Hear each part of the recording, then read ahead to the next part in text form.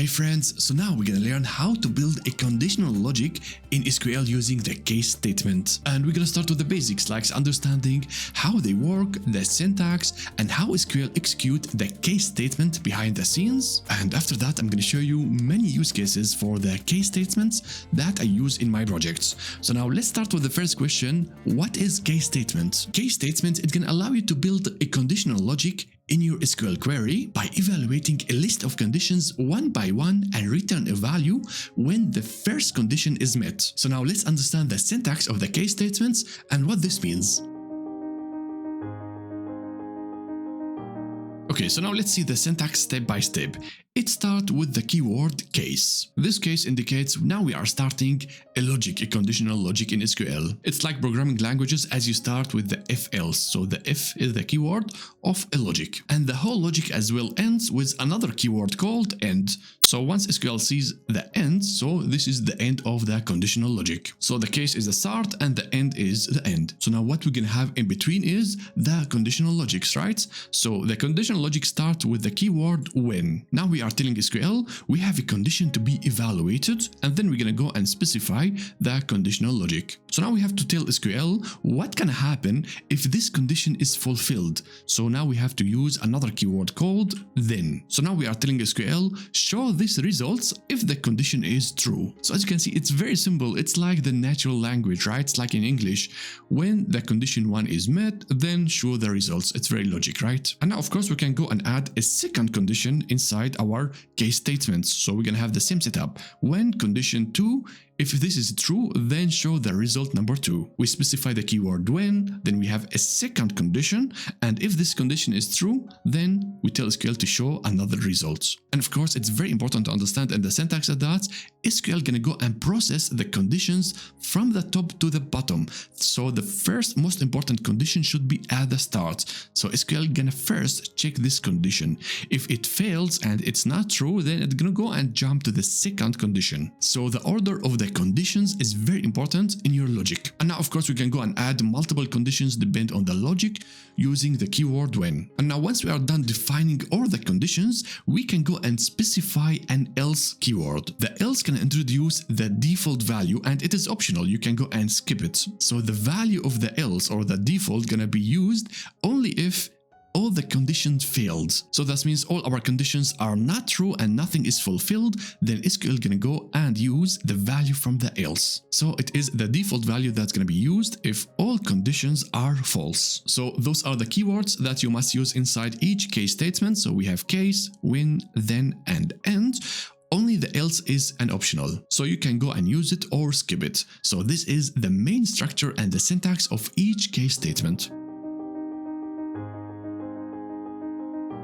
Now let's have a very simple example in order to understand how SQL execute the case statements behind the scenes. Alright, let's have this very simple example where we have only one condition. So as you can see in the syntax, it starts with case and end, and then we have only one condition, and we are evaluating here the sales. So the condition says, if the sales is higher than 50, then show as the result the value of high. So it's very simple, only one condition. And on the right side, we have here a flowchart in order to understand how the logic is executed. And now what we're gonna do, we're gonna go and evaluate those 4 sales through this logic and see what the output gonna be with the case statement. So let's do it one by one. Let's start with the first sales. It is 60. So here we're gonna go and check, is 60 higher than 50?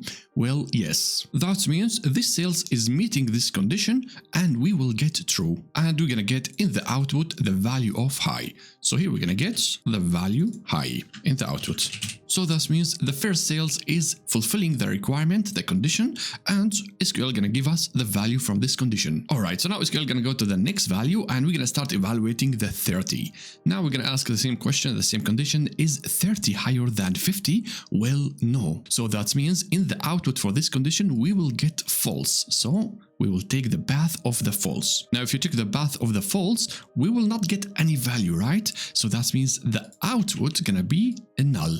So the output for the 30 is null. And that's because we didn't define in our logic anything about the default option. So we don't have here an else. And this is what's going to happen if you don't use else. You will get a null in the output for the case statement. So now let's move to the next one. It's going to be the same thing. So 15 is smaller than 50. So it's not fulfilling the condition.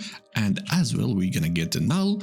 And for the last one, since it's null, we will get as well a null since it will not fulfill the condition. So now after evaluating all those cells, only the first cells is fulfilling the condition, and that's why we have only one value, the high. Alright, so now let's keep moving and adding stuff to our case statements. Now we are adding a second condition. So it says, after checking the cells whether it's higher than 50 and it fails, check again the cells whether it's higher than 20. If yes, then show the value of medium. So now in our workflow, we are adding a second condition to be checked if the first one is false. So now let's go and evaluate our cells again and check the output. The first one, the 60. So as you can see, the 60 is higher than 50, so we are fulfilling the first requirement. That's why we will get the value of high. So it's same like before. So here we're gonna get high in the output. And now here, very important to understand one thing is that SQL didn't evaluate here in this scenario the second condition. So SQL didn't waste any time by checking the other condition. It skipped everything once it gets a true from one condition. So this is exactly how SQL process the case when it's gonna check each conditions from top to down, and once it finds it true, it's gonna stop everything immediately and show the value from this condition, and it will not evaluate any other conditions. So now SQL gonna go and jump to the next value. We are at the value of 30. So let's evaluate the conditions. Is 30 higher than 50? Well, it's not, so it's false. So now what can happen? SQL gonna go and jump to the next condition and start evaluating the second one, whether it's true or false. So now we're gonna check here, is 30 higher than 20? Well, yes. So it's gonna be fulfilled and we will get the value of medium. So SQL gonna stop everything and show in the output for this value the medium. So we're gonna get medium here. So in this scenario, we have evaluated both of the conditions that we have in the case statement. Now SQL gonna go to the third one. We have 15. Is 15 higher than 50? Well, no. So we will get to false for the first condition. Then it's gonna go and jump to the second condition and check it. Is 15 higher than 20? Well, as well, no. So now what's gonna happen? The false gonna be activated over here and we will not get any value as a return. So we will get the value of null in the output. And now for the last one, we have null. We will get as well null because it will not fulfill any of those conditions. And that's because we didn't define an else in the case statement. So if we define these conditions like this, we will get the category medium for the 30. And this is how SQL evaluate multiple conditions in the case statement. Alright, now we're gonna go to the final form of our case statements and we're gonna go and add an else. So we're gonna have a default value. So we are saying here, if the sales is not higher than 50 or higher than 20, then show a default value as low. So that means any sale that is equal or smaller than 20 gonna get the value of low. And now very interesting, if you check the workflow over here, you can see that we have now a value for each path. So for the first condition, we're going to get high, for the second one, medium, and if nothing is fulfilled, we're going to get always the value of low. So there is no way in this chart to get any nulls, right? So let's go and evaluate again our values. I think you already get it. The 60 is fulfilling the first requirement, and SQL gonna stop everything immediately and just show the value of high. So on the right side over here, nothing gonna be evaluated because the first condition is true. So here in the output, we're gonna get the value of high. So nothing changed like the two previous examples. Now SQL gonna go to the next value. We have the 30. So we can evaluate the first one. It's gonna be false. The next one, it's higher than 20. It is true. And that's why SQL gonna show the value of medium. And this is as well, we had it in the previous example. So medium. So now SQL gonna move to the next one, and here things gonna get interesting. So the value of 15. We're gonna evaluate the first condition. Is it higher than 50? Well, no. Is it higher than 20? Well, no. So now we are in a scenario where none of those conditions are true. So that's why SQL gonna go and execute the else. So if you check our chart, it's gonna be false, and we will get the value of low. So in the output, we will not get this time in null, because we have else, we will get the value of low. The same thing now for the null. Null will not fulfill the first condition as well the second condition, and that's why we will get as well the value from the else. So here in the output, we will get as well the value of low. So now, as you can see, if you use an else inside the case statements, you will make sure that there will be no nulls in the output. So that you have learned the different options that we have inside the case statements and how SQL execute the case behind the scenes. Alright friends, so now we come to the part where I'm going to show you the most useful use cases of the case statements that I usually use in my projects. So let's start. The main purpose of the case statement is to do data transformations, and data transformations is a very important process in each data project. And one very important task in data transformations is that we can generate new informations. We can go and create new columns based on the existing data that we have in the database using the case statements. And this of course can help us deriving new informations for our analysis without modifying the source database only for analytics. So my friends, the main purpose of the case statement is to do data transformations by creating and generating new columns. So now let's start with the first use case, and the most important and famous one is we use case statement in order to categorize the data. This means we are going to group up the data into different categories based on certain conditions. And now you might ask why this use case is important. Well, classifying and grouping data is fundamental in data analysis and reporting because it makes the data easier to understand and as well to track. But what's more important, it's gonna help us aggregating the data based on the categories. Alright, so now let's have the following task, and it says generate a report showing total sales for each of the following categories. Category high if the sales is over 50, category medium if the sales is between 20 and 50, and low if the sales is 20 or less, and sort the categories from the highest sales to the lowest. Okay, so let's do it step by step. And now before we do any data aggregations, we have to go and create a new column called categories because we don't have it in the database. So now let's start with very simple select statements. So select, what do we need? Let's take the order ID, the sales, and that's it for now. So from sales, orders, let's go and execute it. And now we have our 10 orders, and we have to go and now create a new column called categories. And we're going to do that using the case statements. So let's take a new line, and we start with case, and then again a new line in order to define the first condition using the when. So the first condition is the high where sales is over 50. So it's very simple. So when the sales is higher than 50, what can happen if this is true? We want to show the value high. So this is the first condition. And then let's move to the second one. If the sales is higher than 20, that means it's less than 50 and higher than 20, then we want to see the value medium. And now for the last category, the low, we don't have to go and create a condition for that, because if those two fails, then that means that the sales either equal to 20 or less. So what we're gonna do, we're gonna just do a simple else and show the value low. Like this. Let me make this a little bit smaller. Now what is missing in our case is of course the end. Without it you're gonna get an error. So end, and let's give it a name, category.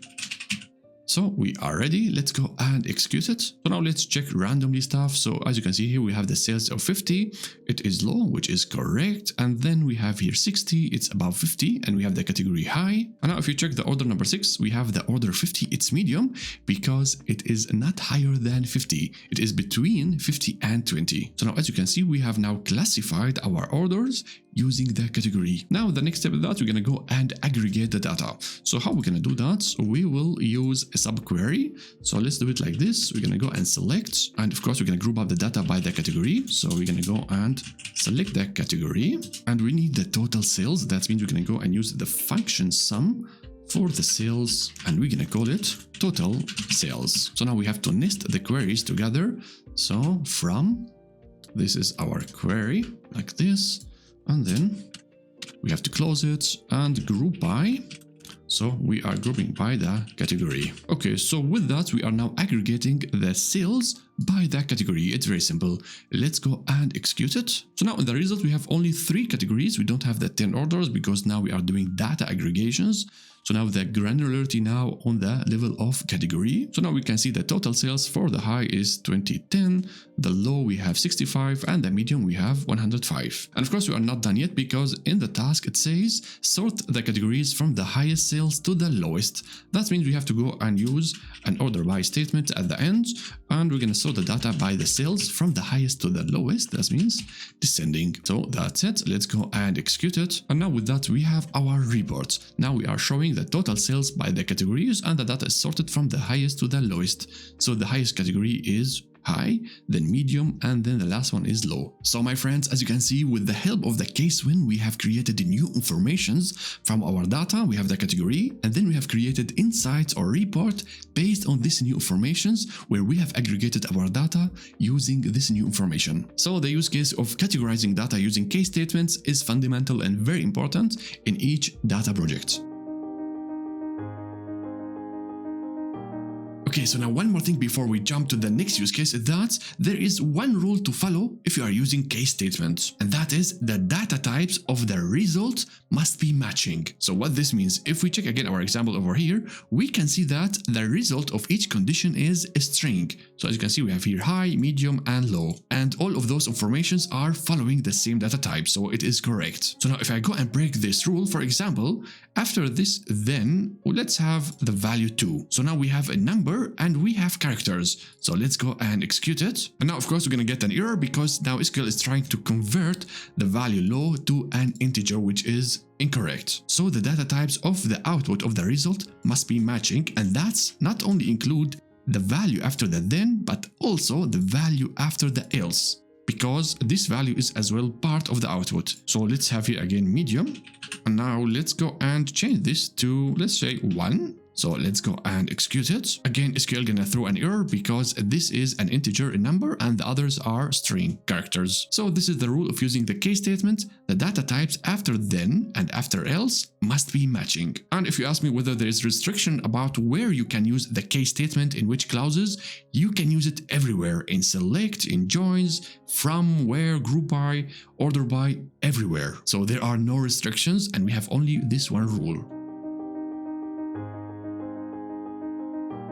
Okay friends, another use case for the case statement, we can use it in order to map values. So we can use the case statement in order to transform the data from one form to another in order to make it more readable and more usable for analytics. One scenario of mapping values is that sometimes the database developers stores the data and values inside the database as codes and as flags. So for example, the status of the order could be stored as 1 and 0 instead of having inactive and active, and this is one technique in order to optimize the performance of the database for the application, because 1 and 0 is way faster than storing the whole string. But in data analysis, we usually generate a report to be read by by persons. And now instead of showing the data as 0 and 1, it's gonna be more nicer and readable if you show the data as active and inactive. So for these scenarios, we're gonna go and use the case statement in order to translate those cryptical and technical values into readable terms. Otherwise, each one gonna consume your report, gonna ask you, what do you mean with the 0 and 1? Let's have the following task, and it says, retrieve employee details with gender displayed as full text. Okay, so now let's go and solve it. First, we're gonna go and explore few informations. So let's go and show the employee ID. And let's take the first name, last name, and we need the gender informations. So gender from sales employees. So that's it. Let's go and execute it. So now, as you can see in the results, we got our 5 employees, and now the gender informations are stored as only one character, F and M. And of course, it's easy to understand that the F is female and M is male, but we would like to show it in the report as a full text, so female and male, instead of those abbreviations. So in order to do that, we're going to go and use the case statement in order to do the mapping between the old value and the new value. So let's go and create a new column using the case. So we're going to have here 2 conditions because we have 2 values. Let's start with the first one. So we're going to have a new line and when. So when the gender equals to F, ladies first, then female. And now for the second value, it's going to be exactly the same. When gender equal to M, then we're gonna have male. Be careful for the case sensitivity of the values. So now, of course, we will not end this without an else. So else, then we can have the default value. We're gonna have the default value not available. It's better than having nulls. So what we are missing is the end. So we're gonna have an end over here, and we're gonna call you gender full text. So that's it. Let's go and execute it. Now, if you check the results, we have now done the mapping between the old format of the value with the new format. So instead of M, we have males and females. And of course, we don't have here any nulls. That's why we don't have a not available in the data. But if you have huge data, of course, you're gonna have somewhere a null, and then you will get this default value. So this is how you can do mapping between values very easily using the case statements. Okay, let's have another task for the mapping use case. And the task says, retrieve employee details with abbreviated country code. Sometimes as we are generating reports, maybe using Power BI or Tableau, we don't have enough spaces in order to use the full name of values. So what do we need? We need abbreviations. We need short form of the values, and we can go and use in SQL the case statement in order to map the full value to an abbreviated value. So it's like the previous example, but the way around. Alright, so now let's go and solve it. We're gonna go and select a few details like the customer ID. Let's take the first name, last name, and what do we need? We need the country information from sales customers. So that's it. Let's go and execute it. And now, as you can see, we get our 5 customers and we have the country informations as a full name. Now, of course, for the report, we need abbreviated values from this. So we're going to go and map those full names of the countries to a short form. But in real projects, you might get big tables where you have thousands and millions of records. So you cannot just check it like this. So how I usually do it, I go and retrieve a distinct list of all values from one column. So I usually go and have a separate query for that. So we're gonna have select distinct country from the table sales customers. It's just for me to see all the possible values inside the database. So now you see the second result over here. We have only 2 values, Germany and USA, and then I can go and map the data correctly. So always, if you are mapping data using the case win, you have to understand all the possible values that you have inside the table. So let's go and generate this new informations. Let's start with case, and then new line, when country equal to the first value, it's going to be Germany. Make sure you write it exactly like in the database. The first character is capital and the rest is small. So what happened? We're going to have the abbreviation of Germany. It's going to be DE. All right, so this is for the first value. And then let's move to the second one. It's going to be country equal to USA. It's already abbreviated, but maybe we can get only 2 characters. So US, like this. And now let's go and add an else. It's optional, but in case that we have nulls in the data or we get a new value. So else, it's not available. So NA. So that's it. And never forget about the end. So end, and the name gonna be country abbreviation. So that's it. Let me just get rid of the other query. So the mapping is correct. Let's go and execute it. And now if you check the results, we got a new column called country abbreviation. And as you can see now, the mapping is working. Here we have Germany and we have here DE. And for the USA, we have US. So with that, we have solved the task and we've done the mapping correctly between the old value and the new value. Alright friends, now there is a special case for the syntax of the case statements if you are using it for mapping values. So now let's go and check it. So now let's say that we have a lot of different distinct values inside the country, not only 2 values, we have a lot of values. And if you are mapping the values using the case, when you're going to end up always writing the same thing. Country equal Germany, country equal India, country equal United States, and so on. So we are always using the column country. So the conditions over here using always one column, and it's always the operator is equal. So now only for this scenario, we have another syntax for the case statements, and it looks like this. We start with the keyword case, but after that, immediately we're going to use the column that we want to evaluate. And here you can use only one column. You cannot use multiple columns. So now we are telling SQL, we are now evaluating one column, the country. And then for each condition, we have the following stuff. We say when Germany, that means when country is equal to Germany, then DE. So as you can see here, we don't have here the whole condition. We have only a possible value that we can see inside the country. So we are saying is the value country If it's true, then show the E. The next one, is it India? Then EN, United States, US, and so on. So we call this syntax a quick form of the case statements, and on the left side we call it full form of the case statements. And of course, the restriction and limitation using the quick format is that you can use only one column and it's only for the equal operator. So that means only for these scenarios you can go and use the quick format.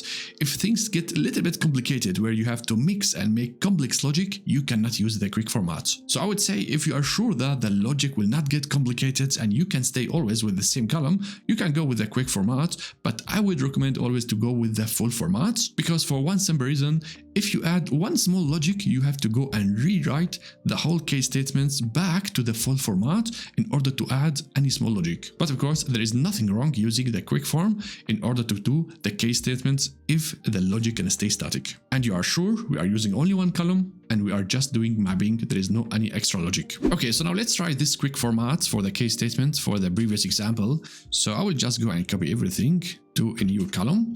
So I'm just gonna rename it to 2. And now how are we gonna do it? So it's gonna be case, but this time we're gonna write a country. And then inside the when, we will have only the values, so no need for the condition.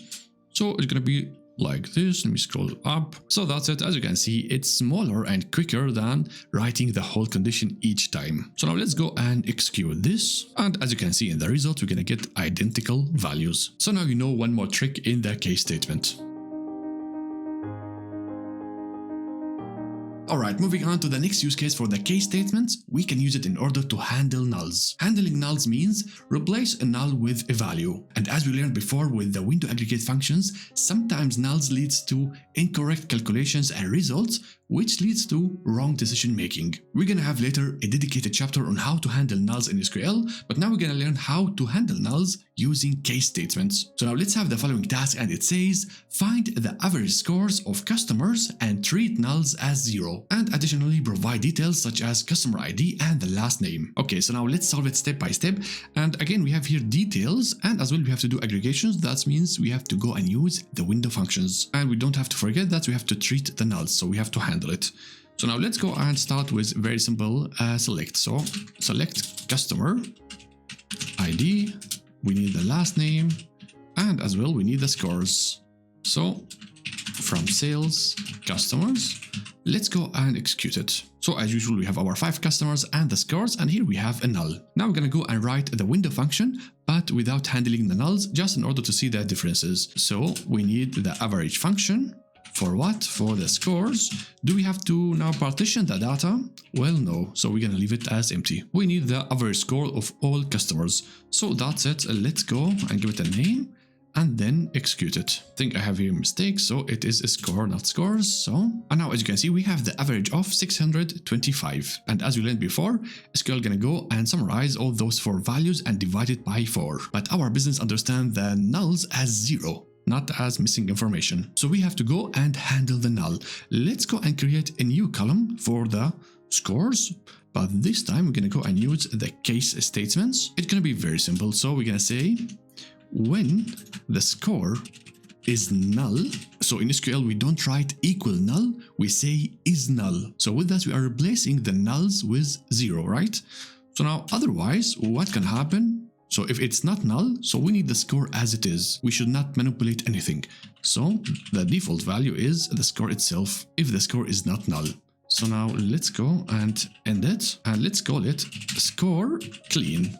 So let's go and execute it. Now if you check the result over here, it's like almost identical as the score.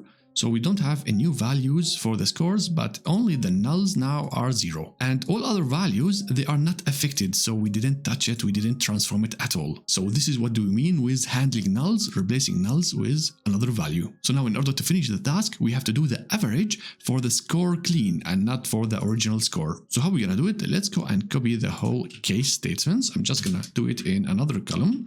So let's have an average. And inside it, we have the case statements like this. Let me just sort it like this. And now what is missing is the over, and it's going to be empty. So average customer, let's call it clean. So this is the logic. Let me just make everything smaller. So now as you can see, it's exactly like the previous one, but instead of using the original score, now we are using the column that we have created. But of course, we don't need the alias over here, so we have to remove it. So it starts with case and end. So let's go and execute it. And now you can see in the output, we got a new value for the average, and it is more accurate for the business. So now we have 500, previously we had 625. So as you can see, you have to understand what the nulls means in your business and handle it correctly. Otherwise, you will get wrong results. So that's it. We use case statements in order to handle the nulls inside our data. Conditional aggregations means we're going to go and apply an aggregate function in SQL like some average count, but this time only on a subset of data that meet specific conditions. This technique is amazing in order to do deep dive analysis or target analysis on a specific subset of the data. So now let's have the following SQL task in order to understand this use case. The task says, count how many times each customer has made an order with sales greater than 30. Alright, so as usual, we can do it step by step.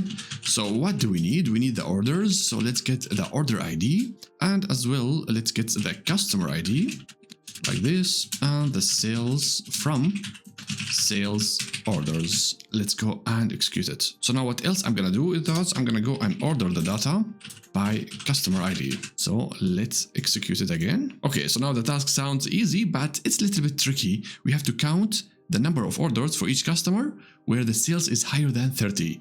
Let's have an example. For example, this customer number 1. So the total number of orders is 3 orders, right? But we have to count only the orders where the sales is higher than 30. And in this example, we have only one order where the sales is higher than 30, so it's only the order number 4. So the count for the customer ID number 1 should be 1. Now let's check another customer, for example, the 2. And as you can see, we have 3 orders, but none of them have the sales higher than 30. So the count should be 0 here. So how are we going to do that? We have to go and flag each row whether it's higher than 30 or not. So if it's higher than 30, it gets the flag of 1. If it's less than 30 or equal to 30, it's going to get 0. And then we're going to go and summarize all those flags in order to get the count. So let's do it step by step. Let's first create the flag. So we're going to go and use case, and then our condition is very easy. We're going to say when. So what is the condition? Sales greater than 30. So sales is higher than 30. Then what can happen? We're going to flag it with the 1, because later we're going to go and summarize the 1. And now else, if it's not higher than 30, equal to 30 or less, so it's going to get 0. Alright, so now let's go and end it. So end, let's say sales flag. Now let's go and execute it and check the results. Alright, so now if you check the results, we got now a very nice flag in order to see which orders has sales higher than 30. So now, for example, let's take the customer ID number 1. As you can see, only the order number 4 has sales higher than 30 and it's flagged with 1, and all others are 0. Now let's take the customer ID number 3, and as you can see, we have now 2 orders where the sales is higher than 30. And as you can see, we have the 1 twice. And now we can use this flag in order to do the aggregation. So now if you go and summarize the flag for the customer ID number 3, we will get 2. And this is the count of orders where the sales is higher than 30, right? And let's take another example, the customer ID number 2, we have everywhere 0, and if we summarize those values, we will get 0, which is the count of orders where the sales is higher than 30, which is correct. So now as you can see, first we have built an extra column in order to help us doing the aggregation, and now in the next step, we're gonna go and aggregate this column. So let's go and do that. We don't need all those informations. The order ID, we need the customer ID because it is the granularity for the aggregation, and let's remove the order by, and now let's go and group up the data by customer ID.